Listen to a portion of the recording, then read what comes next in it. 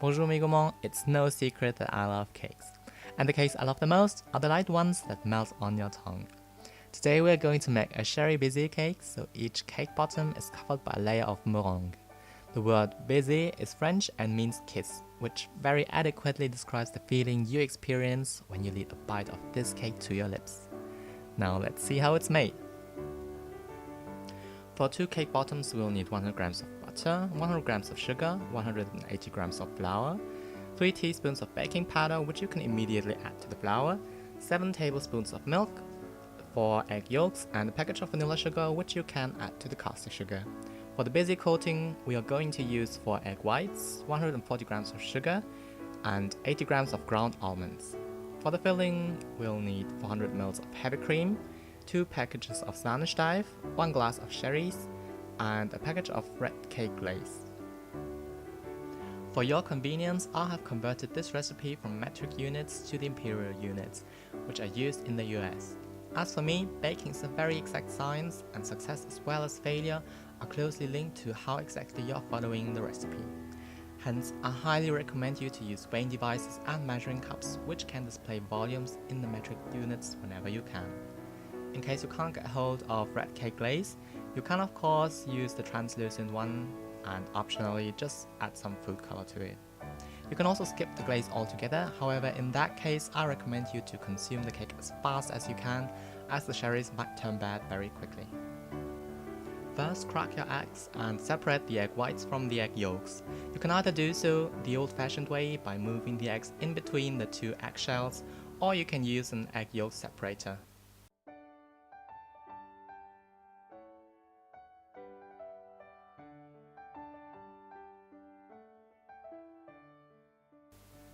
Now we're going to cream the butter. Therefore beat the butter for a minute until it becomes soft and creamy, then add the sugar in 3 steps, always continuing to beat the butter.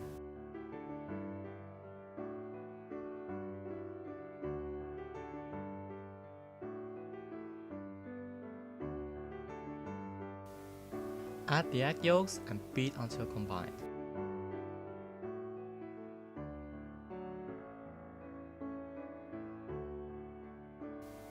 At this point, we are going to alternately add the flour and the milk. Start by adding half of the flour, then add the milk, and then the other half of the flour. Beat until even and smooth.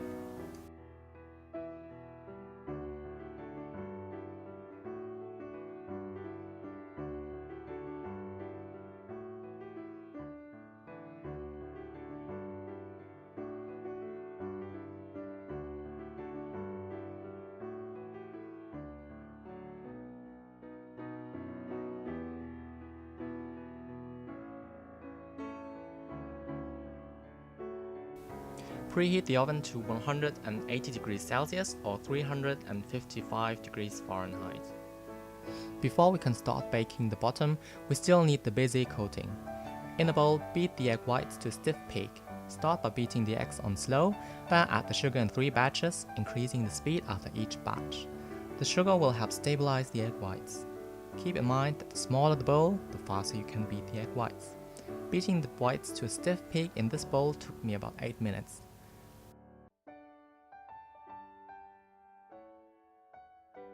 And this is how the meringue should look like in the end. Can you see the peaks that don't bend down anymore after I hold them up? For this step, you can either grease the baking pan or you can line it with parchment paper like I did. Personally, I prefer parchment paper because I find the cake bottom can be pulled out more easily with paper. Take half of the cake batter and spread it out thinly in the cake pan using the back of a spoon. Work slowly as the cake mix is somewhat sticky.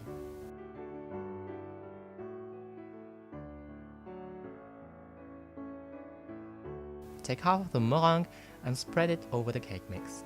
Finish the raw cake bottom by sprinkling the grated almonds over the meringue. Then bake it in the oven for about 30 to 35 minutes at 180 degrees Celsius or 355 degrees Fahrenheit.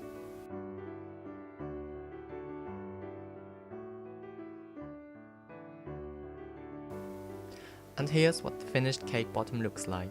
Repeat the last steps to make a second cake bottom. Now that we have finished our cake bottoms, let's work on the cake filling. If you are using bottled cherries, then you might want to save some of the cherry juice to make the jelly later on. Now, put the cherries into a strainer to get rid of the excess juice. Gently press the cherries to make sure none of them contain hard seeds anymore. Place the cherries on top of the first cake bottom and try to make an even surface with the cherries. In a small pot, stir the cake glaze powder into the cherry juice with balloon whisk. Bring the mixture to a simmer and take it off the heat to cool down until it doesn't steam anymore. Use the cake ring to pour the cake glaze over the cherries, which will help conserving them.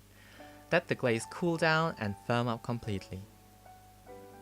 Pour your heavy cream into a cool bowl. Both the bowl as well as the cream should have been pre-cooled in your fridge for at least 5 hours. You can also cool the bowl in your freezer for about an hour. That works as well. Add the caster and the vanilla sugar to the cream and beat until they are almost stiff. Then, if necessary, add the Sahnestoff, which will stabilize the whipped cream. Continue to beat until the cream has fully stiffened. Now to the final touches.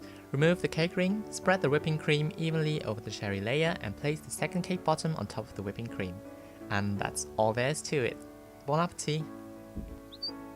I love to serve this cake in summer, especially when it's harvesting time for cherries. Using fresh cherries for this cake is best, but using bottled ones is perfectly fine as well. Please take a second to give this video a thumbs up if you liked it, subscribe to my channel for weekly updates on easy and tasty Asian recipes and recipes for international patisseries. Thank you so very much for joining me in the kitchen this week. I hope to see you next week again when I have a new recipe prepared for you. Until then, bye!